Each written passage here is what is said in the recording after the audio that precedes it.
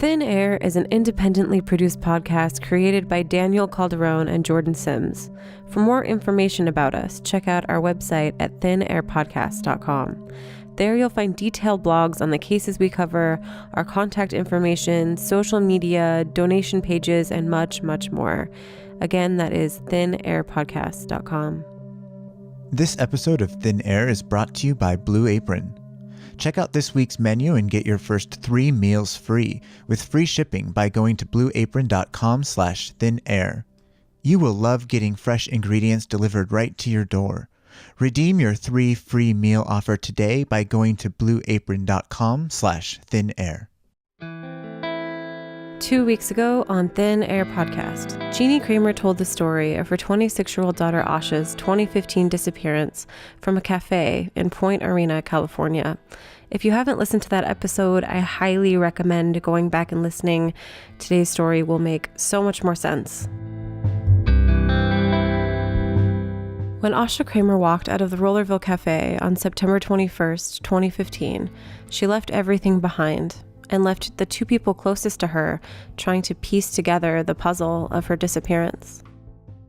The first person is Jeannie, Asha's mother, who lives in Australia. She arrived in California just days after Asha went missing. She was confused, heartbroken, and wondering how this could have happened to her daughter. The second, Jamai Gayle, Asha's boyfriend, was there at the cafe that day and had cared for Asha during her intense period of mental illness, which led to her disappearance. Jeannie is and was suspicious of the life Asha left behind, especially of Jamai. Because Jeannie doesn't trust Jamai, she entertains a lot of possibilities about what could have happened. His accounts that day, to hear Jeannie tell it, are full of inconsistencies, and she theorizes that Asha could have been fleeing a situation that she felt was dangerous to her, and that Jamai was a part of that. These suspicions, that Jamai was more involved in her disappearance than he let on, or that he wasn't telling the whole truth, hang over the story of Asha's disappearance, creating greater uncertainty.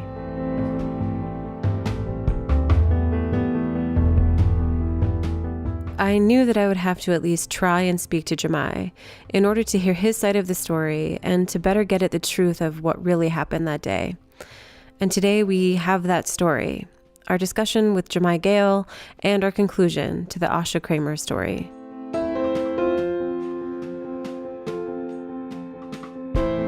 Jamai Gayle met Asha Kremier at a party in San Francisco. The two hit it off right away. How did you two meet? We met on my birthday a number of years ago. We were together for a little over 5 years. And, we met on my birthday and we were together ever since.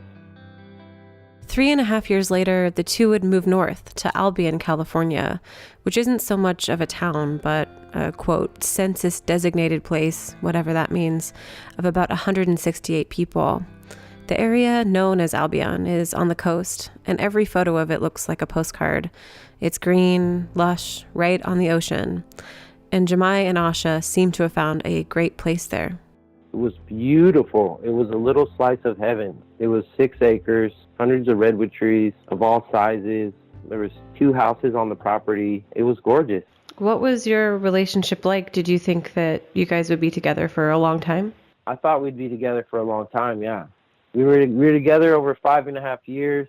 We were talking about marriage. We always planned our life out. We always planned our lives together. What were our next steps? What were we going to do? Will we get married? And what would that look like for our families? And I was really happy. I was really, really happy.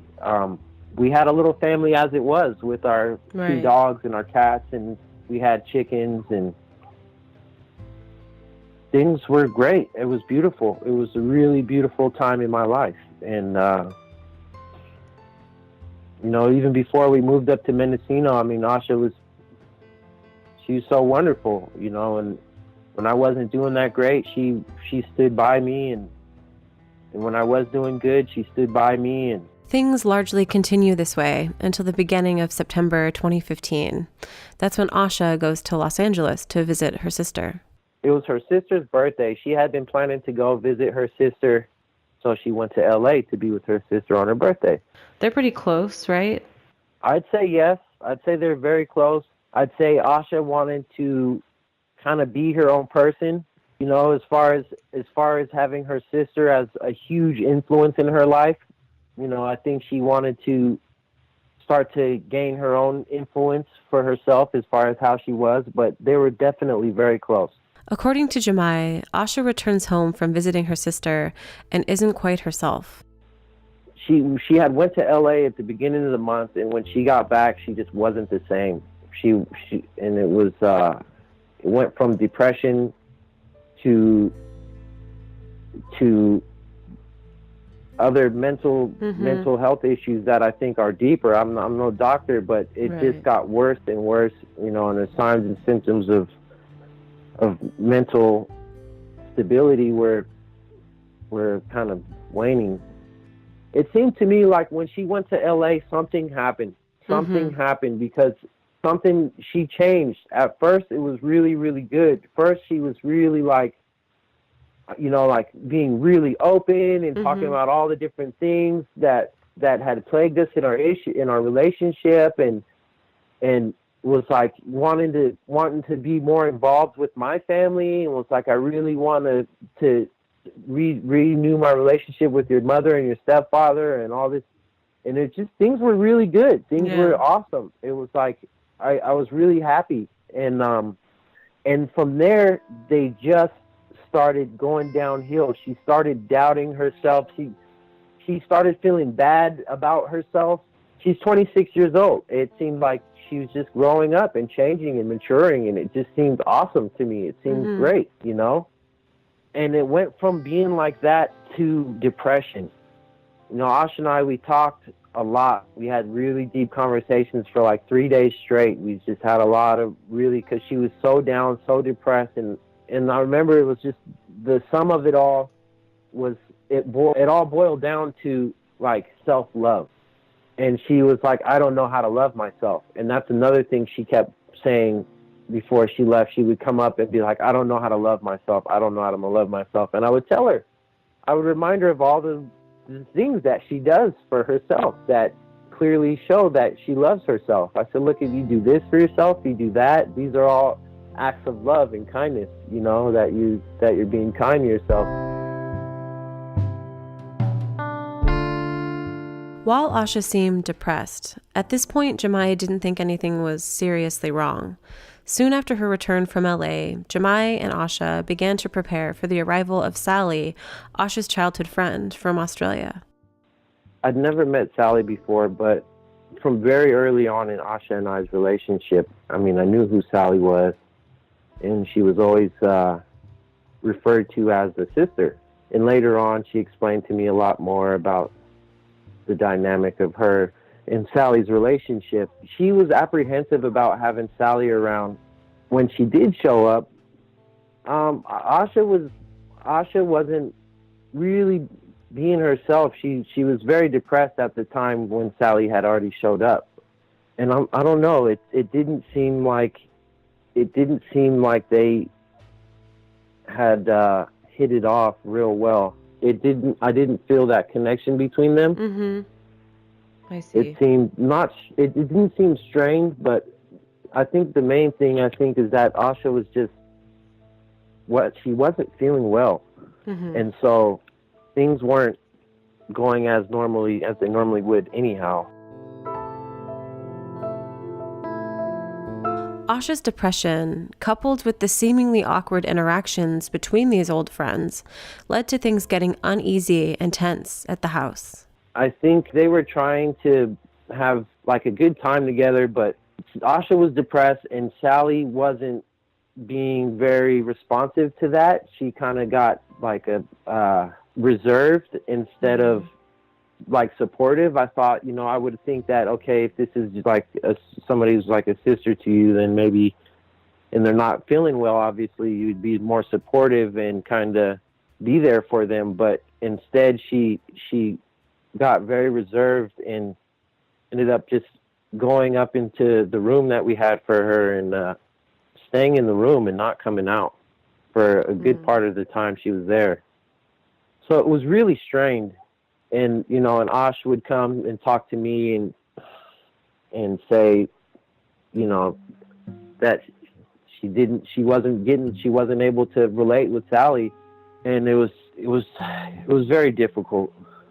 It felt like with Sally being there, it felt like her sanctuary, her safe place wasn't safe anymore.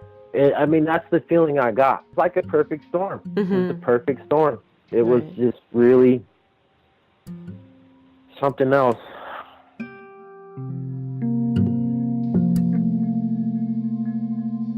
One thing that I really wanted to know about was the conversation which Jeannie mentioned between Sally and Asha, where Asha discusses her father's death, which begins her mental health crisis. Jamai claims that Asha did mention her father's death, but also remembered a traumatic event from her childhood. Sally and her were looking at old photographs, and she came down, was in the jacuzzi, and she came down and said to me that she was triggered. She said that she was looking at old photos, and Sally pointed to a picture of a house and said, "Do you remember that?" And Asha said that she had been molested and that she had made herself forget. She said, I forced myself to forget. I can't believe this whole time I made myself forget. And then she said, I haven't gotten over my father's death. And then she just kept repeating. That was like the main thing she would say. And it would be all hours of the night while we were like trying to sleep. She would say, I haven't gotten over my father's death. Like shout it out, scream it. This claim that Asha remembered being molested as a child was not mentioned by Jeannie. When I asked her later about these claims, she said that she had no previous knowledge of them and doesn't trust Jamai to tell the truth in this situation. Basically, until she hears it from Asha, this didn't happen. Whatever Asha said, both Jeannie and Jamai agree that this conversation brought up memories that were extremely hurtful to Asha, and this is where her mental health crisis truly begins. As a side note, I could not find this friend Sally to comment on this story. It just got to the point where we're trying to get her to eat. I was buying her chocolate and favorite foods. We took her to her favorite restaurant. Mm-hmm. She wasn't talking. The moment when she said she had been molested, I asked her, do you want to talk to me? Do you want to seek help? So we called therapists in the area. Asked her if she wanted to call a women's group. We called women's group. It was Friday afternoon, I believe, and so everything was closed, and it's a very rural area, so there's not much by the way of services anyhow. Right. And we also called. I called the crisis hotline because she said she wanted to hurt herself. So I called the crisis hotline, and they had said that the clinics were all closed until Monday. If anything gets worse, to go to the emergency room. We had been asking her the whole time, do you want to go to the hospital? Do you want to go to the hospital? And she wouldn't answer. She just wouldn't speak, really. It was a very difficult situation to try to manage there. If this was a Friday, it would be September 18th, 2015. Asha stops eating, she stops sleeping, and together, the three try and figure out what to do next. When do you decide, okay, we have to go to the hospital? We were out eating lunch. She didn't touch her lunch at her favorite place, and so she wanted to call her mom. And when we left the lunch place, we said, okay, why don't we just wait till we get home to call her mom, because she has to call her on Skype. And we got to the house, and I gave her my phone. We sat down on the couch. I gave her my phone, and she dialed 911 and handed the phone to me. And I said, do you want to go to the hospital? And she shook her head, yes. Okay. And I said, okay, yeah. And then I talked to the dispatch and told them that we were on our way to the emergency room.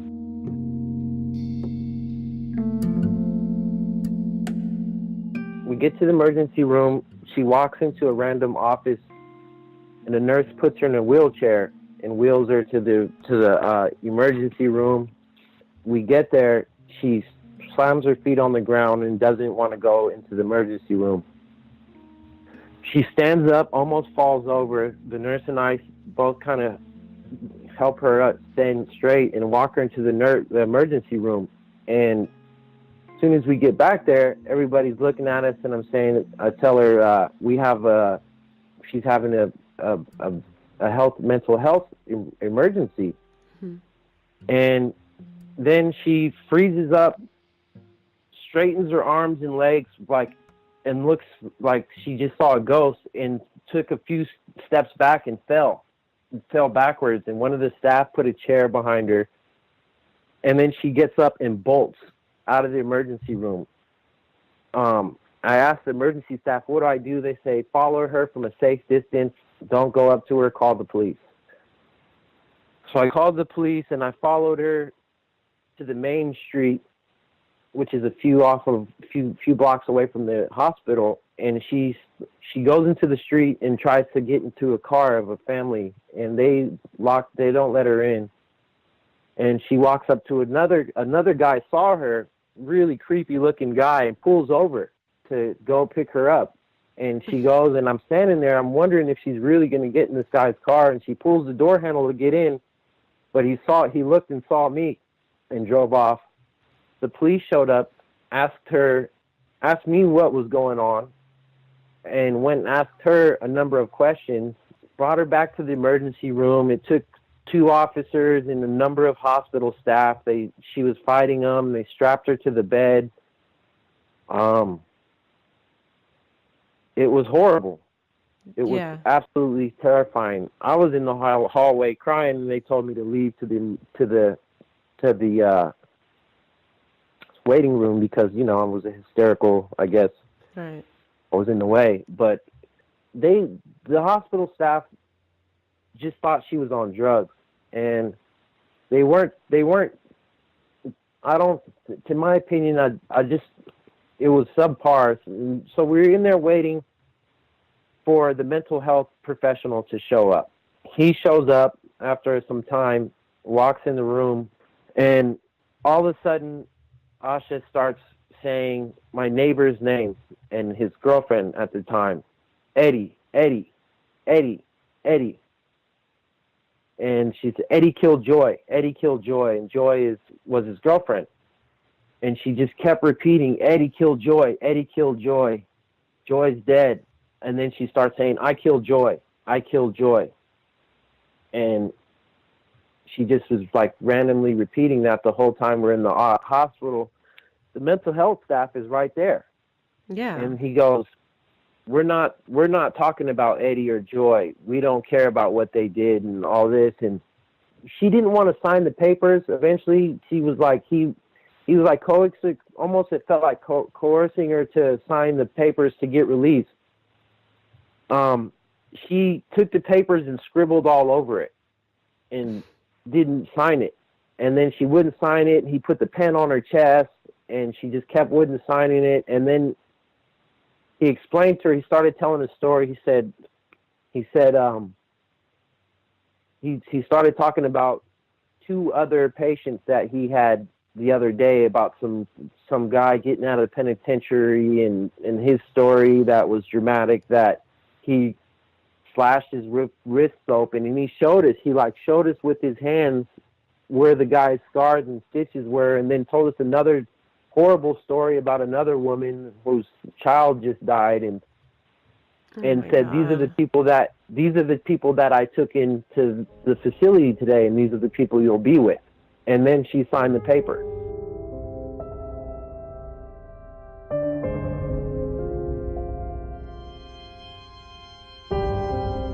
When we spoke, Jeannie mentioned that she had talked to the mental health assessor during her own investigation, and I think that this might be the same person Jamai is speaking of here.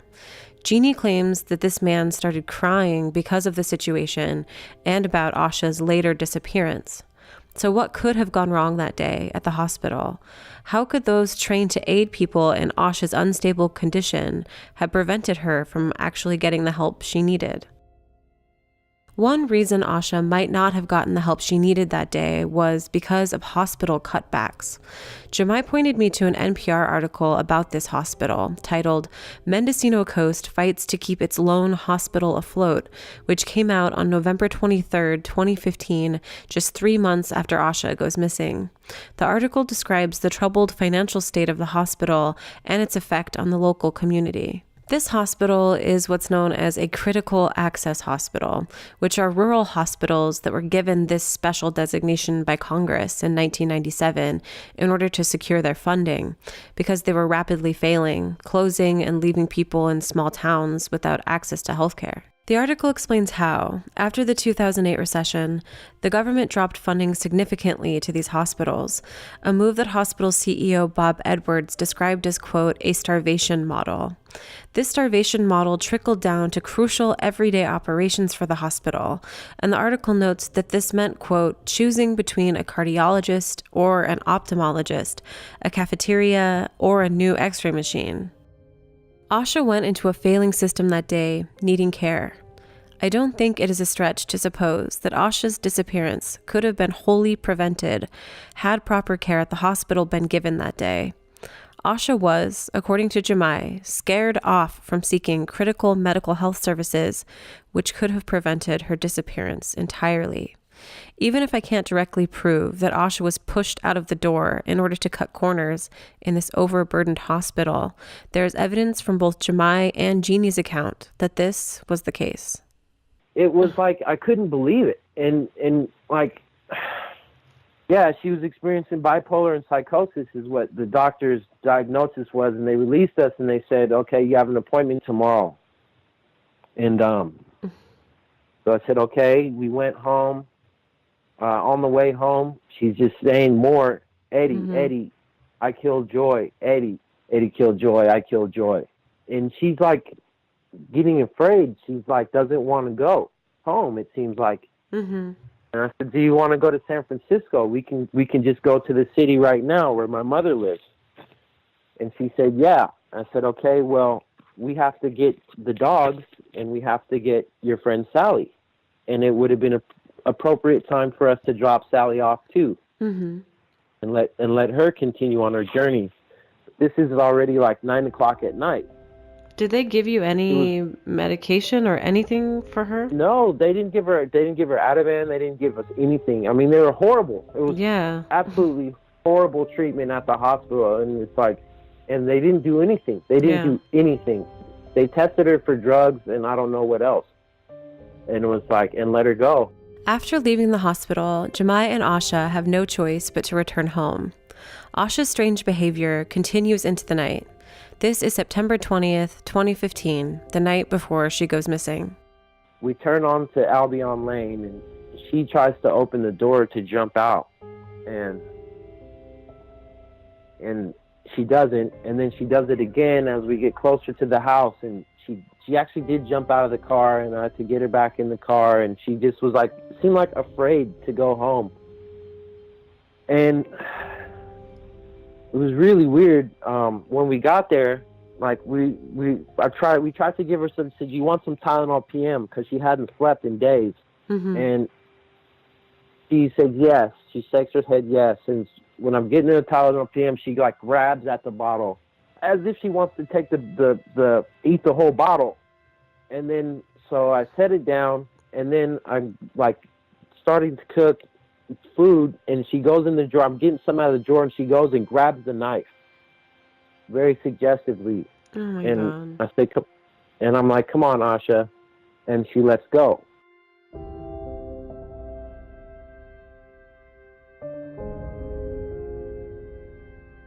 Does she sleep that night at all? No, she didn't sleep at all. Sally woke up and came down, and we sat there and we talked for a very long time, and for hours, and it felt like, and it was bad. She didn't sleep at all, and she kept saying, haven't gotten over my father's death, and when the morning came, I remember I called my mom, and And my mom's a nurse. She said, did they give her medication? Said, you have to go back and get medication. And she goes, well, you need to get her to the hospital. And then next thing I know, Asha's gone.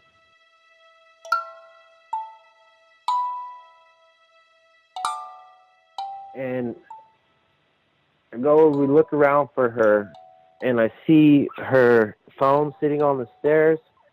And I go outside, and I see her jacket in the middle of the road, just at our gate when you leave our property. And so Sally and I start looking I get Sally, and we start going down the road. We walk up and down the road. We look all over the property. We get into the car. We drive up and down the road several times. And finally, after about 10, 15 minutes of that, we see her walking down the road. We go pick her up. She gets in the car. Asha also interacts with a neighbor, a man named Eddie, during this time. Jamai mentioned him earlier. He later described her behavior to Jamai, and it was clear to Eddie that Asha was in serious trouble. When she was gone the first time in the morning when we were looking for her, she had went over to my neighbor Eddie's house, and I didn't find this out till 2 days later. And he was flipping out. He called me, said, do not let her out of your sight. Don't let her out of your sight. This behavior wore on both Jamai and Sally, who felt they were left with very few options of what to do next. And then she runs off and hides again. And we're looking around everywhere, and we find her hiding behind a tree watching us. It was really, really hectic. We were trying to get her to just, I don't know what. We were just, and I was trying to go to the hospital. Mm-hmm. And she starts to walk off again, and she goes, I say, Asha, what is your purpose what's your goal for walking off? And she says, I want to kill myself. And at that point, Sally from across the yard says, let's go for a drive. Let's just go for a drive down the coast. And it was like, that split second where I was like, we have the appointment. And then I just was like, let's just go for the drive. Because I know Asha falls asleep in the car. She had her friend here. And I was just like, okay, let's go for the drive. It was frantic. I feel like I made the wrong decision in not going to the hospital, but well, it didn't really go very well when you did it the day before, so no, yeah, it went horrible. They didn't, and that was a big key factor in it too, is because they didn't, nothing happened. So Jamai, Sally, and Asha get in the car and head south, hoping that the drive will calm Asha. Jamai describes this drive down the coast, the details of Asha's disappearance, and the aftermath right after this short break.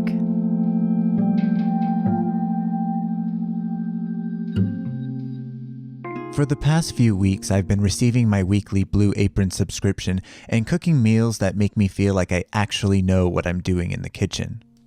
Each week, I receive a refrigerated box at my front door with the exact amount of ingredients required for each recipe.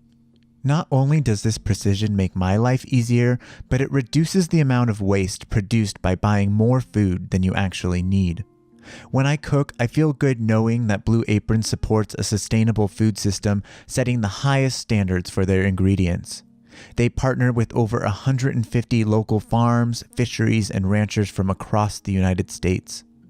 In addition to its high-quality ingredients, Blue Apron's user-friendly website and app make it easy and convenient to see future orders, reschedule your deliveries if needed, and access cooking tips and suggestions tailored precisely for what you ordered. Instead of going out to eat or shopping for food at high-end grocery stores, you can now spend under $10 per person for a healthy, delicious meal that you cooked fresh at home. If you want to try Blue Apron and get your first 3 meals for free, go to blueapron.com/thinair and you'll get an entire week's worth of food for free. Not to mention that Blue Apron always has free shipping, so there's no hidden charges. Thanks again to Blue Apron for supporting this podcast. To check out this week's menu and get your first 3 meals free, the website again is blueapron.com/thinair. Now, back to the story.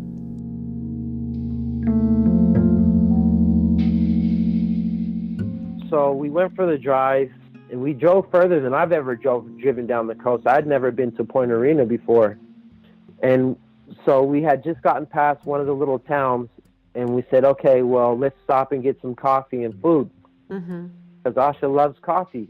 And so we're like, well, let's do this little morning routine for her. And we saw a nice little cafe. We turned in and saw that there's a lighthouse. So we went to the lighthouse, got out and admired the ocean. And Asha was acting weird. She like ran towards the cliff, and we both grabbed her, and I was like holding her hand the whole time. We got back in the car and went for breakfast, and we went in there, and the whole time she's not saying anything, and she's not touching her food. And some gentleman came up and talked to us and was like trying to talk to her, and she just started laughing at him, and she had the most disturbed look on her face, her eyes, red ring around her eyes. And she was like, it's like laughing and crying at the same time. It was really, really disturbing. And we spoke about this place in our last episode, which is called the Lighthouse Point Resort, a place for visitors of the nearby lighthouse to stay, get something to eat at the Rollerville Cafe, and get souvenirs at the gift shop. It is somewhat remote, off a lonely stretch on the shoreline highway. There are vast fields and pastures, and it is a short walk directly to the cliffs overlooking the ocean. So we continued on eating. We finished our meal.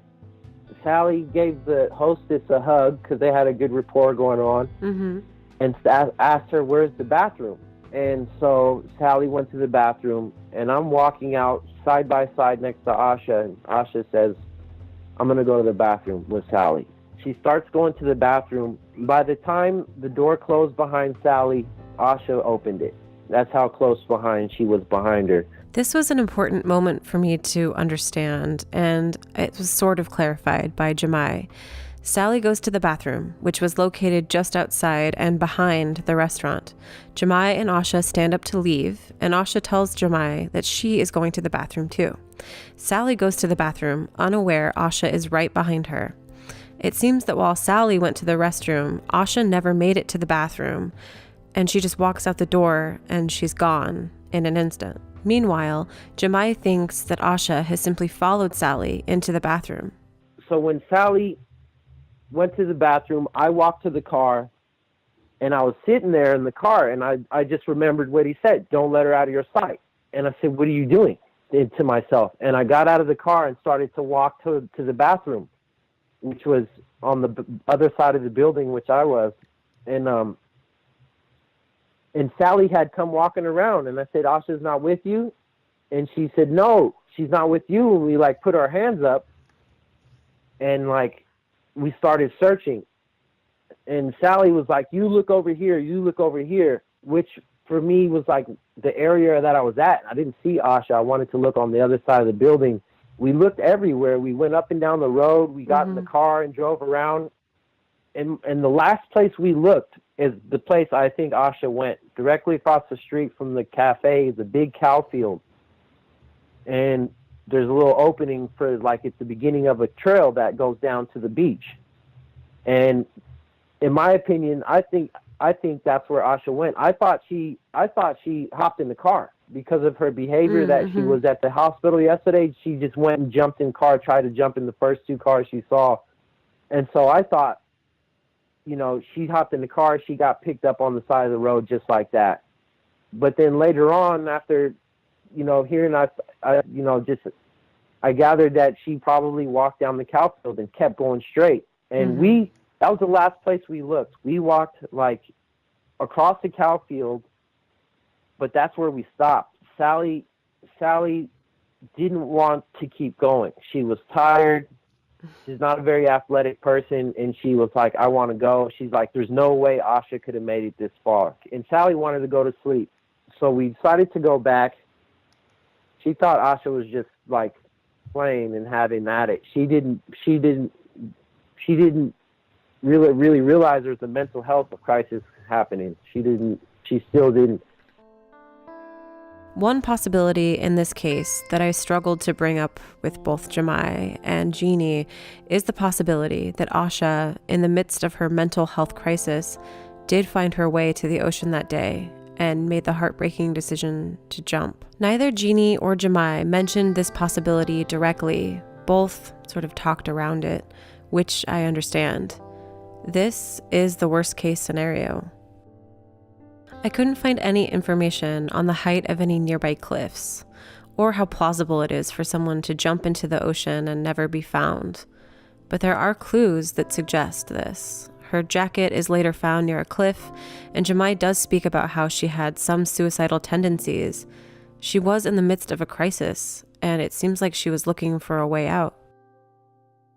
Of course, no evidence that this truly occurred exists, and I couldn't bring myself to suggest it or even discuss it with Jeannie or Jamai. How could I? I want Asha to be alive and somewhere safe, too. I couldn't help but wonder if this was Jamai and Sally's theory early on, right after she takes off from the restaurant. But Jamai didn't specify that this was the case. According to Jamai, he and Sally did search the area, but eventually Sally wanted to return to the house in Albion, 45 minutes north. So they do this. They return home without Asha. Jamai says that he drops Sally off, grabs their 2 dogs, and on the way back to Point Arena, he calls the police to report Asha missing. So we get in the car, we drive back home. It was on the drive back, so when I got the dogs and started driving back to look for Asha again, I called the police on my way out to look for her again. I see. Did they file a missing persons report right then? Did you have to go in and talk to anybody? I don't know what they did. I know that there was a sheriff out there looking. Mm-hmm. It was later in the day. It was like, way after it happened, but there was a sheriff out there looking. And I went back and looked for Asha. And I went, and when we looked up and down the bluff, and we couldn't find her. I went to showed her picture to a few people at the cafe. And when I was there, I saw the sheriff. He was leaving the porta potty, and I said hello to him. I didn't speak with him, but I said hello. And when I looked back, I saw him looking over the cliffs, like I was doing. We were looking over the cliffs to see if she jumped over or something. I don't know what they did. I don't know what they did as far as their investigation. They interviewed me a number of times. They asked me what happened. They called me in the following days, interviewed me. Sally went to the station. They interviewed her. And I went home, and that was the beginning of the first night of being without Asha.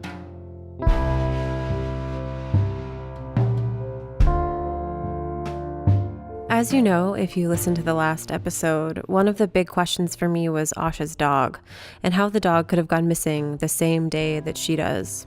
The first night Asha was gone, both of the dogs got out, and I think the German Shepherd went to go look for her, and the German Shepherd never came back. The German Shepherd, I went and talked to my neighbor, one of my neighbors, and he's an old man, and he lives on the corner, and he's got cameras. And I asked if he saw Asha. He didn't see Asha, but he saw my dog. And he knew my dog because my dog was in his neighbor's backyard. And he said, yeah. He said, yeah, the kid next door has your dog. So he ended up getting the dog back. And so the neighbor said that he saw my dog test on the camera and that he was positive, 100% positive that my dog was in the backyard of the neighbor. I told the police, and they said, oh, your dog didn't come back to you yet? I told the sheriffs, and they're not interested in helping me at all. Oh, that's so sad. So on the same day that Asha goes missing, you lose your dog too. Yeah, and then I got in a really bad car accident, and my other dog died weeks later. Oh my God! So, I mean, it's just horrible. Been tragedy for me. This is last past ever since September 21st, 2015. My life has been a tragedy. Again, carrying on, But I know this interview's not about me, but that's what happened.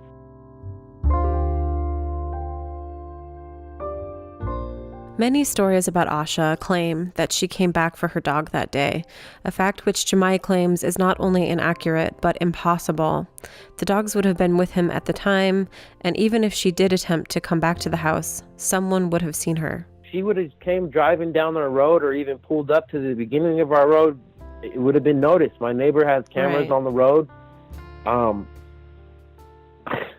would she, the dogs would have barked. Somebody comes walking on the property, they're going to be well aware of it, and they're going to bark. Right. Even if it is Asha, they, when I come walking in from the neighbors or something at nighttime, they can't smell that it's me, until I get closer, but they're barking nonetheless. But that didn't happen. Yeah, it's unfortunate, and it's the whole thing is just horrible. In the days that followed, friends and family arrived to help with the search, including Jeannie, who arrived from Australia. Her mother was in Australia, but she wasn't just in Australia. She was in the middle of the country. And so it took her a while just to get to somewhere where there's an airport. But it took like 2 days, roughly. I think 2 days, maybe 2.5. The sister came up, and I think the third day. What is your relationship with them like? My relationship, it was never really that great, to tell you the truth. For why is some that, reasons do you think? I have my opinions. Do you guys talk now? Do you have any relationship, really? I don't talk now. The sister actually called me the other day, asked me a few questions, and I told her I still have Asha's things, and if she wanted to come get them. I don't know. It's the relationship between us was always tenuous, between the family and I. I don't know. They never really liked me, but when I was able to finally talk to the mother and sister about what Asha had told me and what the neighbor had told me about her childhood trauma, they didn't believe me. They thought I was lying, and I don't know what they think to this day. That's heavy news, so I'm not. Right. I don't have any judgment or any criticism for them about it. But it seemed like they didn't believe me, and the police. I don't think the police were taking it seriously. The news media outlets in the area were jumping on this story, and nothing in it was true. Nothing about any of the articles were true. They were focused on me. The articles were focused on me. They weren't focused on the fact that Asha was having a mental health issue. Jamai also had a hard time with local media after Asha's disappearance. Jamai is treated suspiciously at best and outright slandered at worst. You talked a little bit about this, about the media and the way that they've treated you, but how has life in that way been for you? Do people treat you differently, or do you feel like they're suspicious of you in some way? It's hard to say what people think. When this first happened, I saw people making posts on Facebook, and a lot of the comments were kind of lynch mobbing about me. And I don't know. I don't know if it comes with the territory of somebody going missing very unnaturally. I don't know. And as far as the media goes, that it crushed me. It crushed me. It absolutely crushed me. It was, I don't even know if salt on the wound is a way to put it.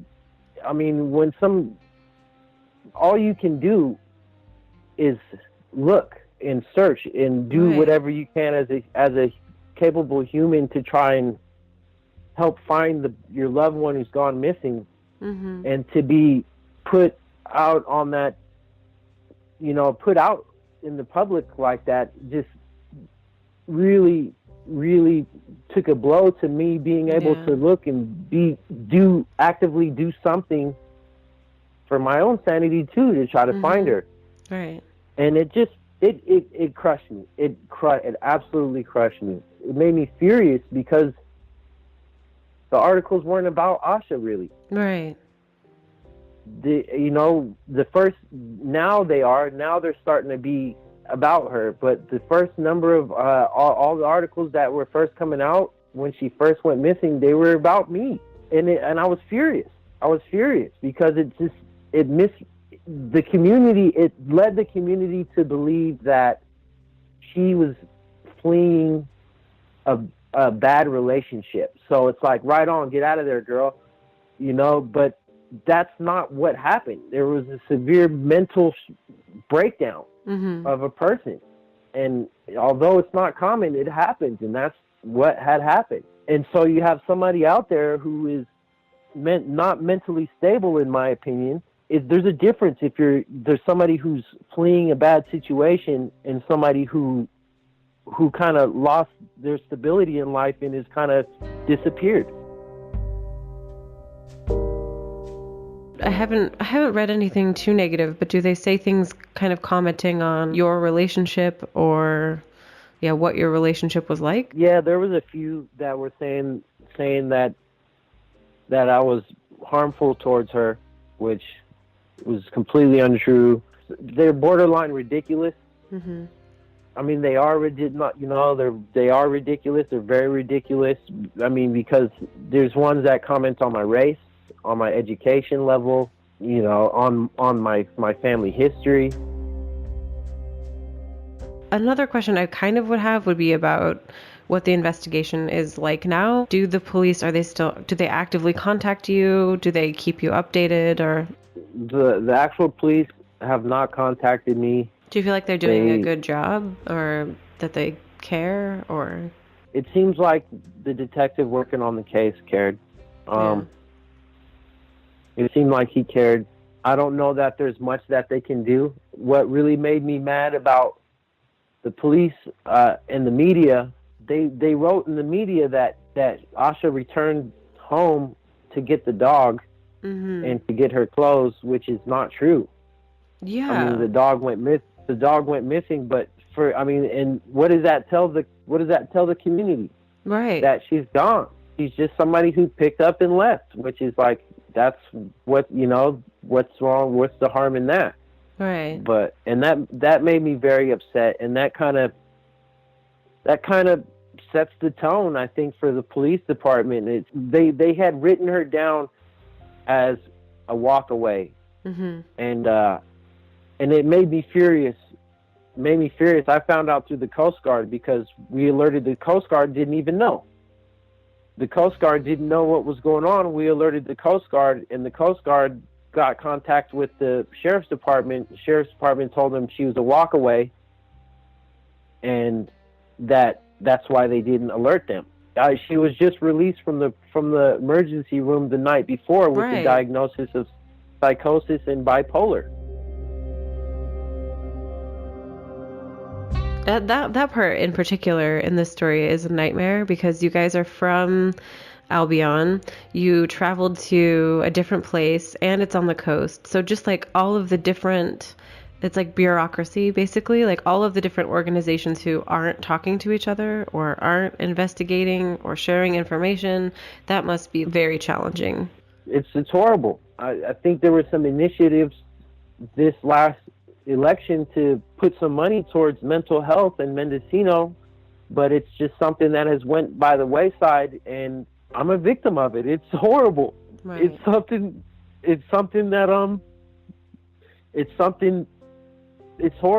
They didn't take it seriously, and this is the result. These are the type of results if you don't take mental health seriously. That they admitted her that day. We needed a break. I needed a break. I had been dealing with her for weeks, unstable person for weeks. I'm not a mental health professional. Dealing with somebody who's unstable for a long time. I was tired, and I would have loved for them to give her some rest and medication is what she needed. Right. And they didn't. They scared her away from getting treatment. I just think, how would my life have been if they would have treated the situation seriously? Completely different story. Right. If they would have took this situation seriously. I mean, I thought about that for a long time.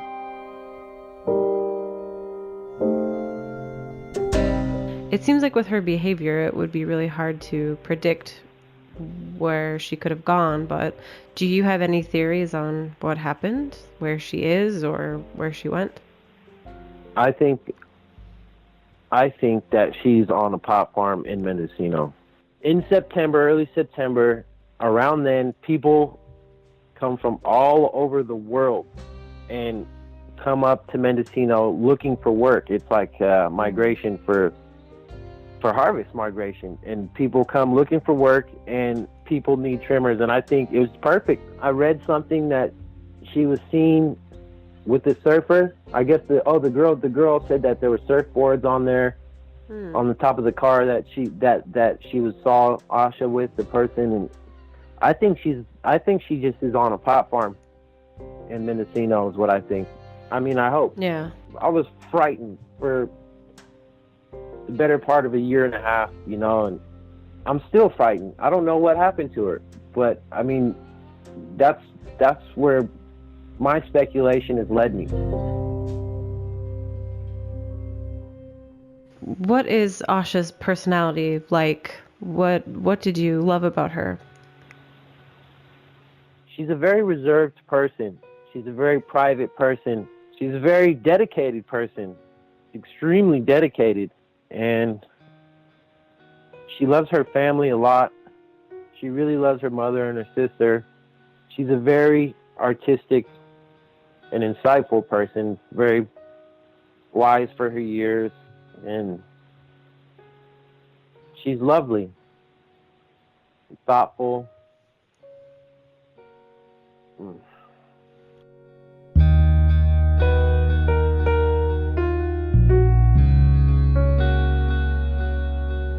Asha Kremier went missing on September 21st, 2015 from Point Arena, California. She was in the midst of a mental health crisis. Asha is described as having mid-length golden brown curly hair, brown eyes, and has a red triangle tattoo on her right wrist. She weighs approximately 135 pounds and is 5'10". She has a soft Australian accent and a gap between her two front teeth. It is also noted that she may be difficult to approach. If you see her or have any other information, you can contact the Mendocino County Sheriff's Department or go to her Facebook page, which is called Help Find Asha Kremier. All of these links and more are on our website. We here at Thin Air Podcast would like to thank both Jeannie Kreimer and Jamai Gayle for speaking with us about Asha.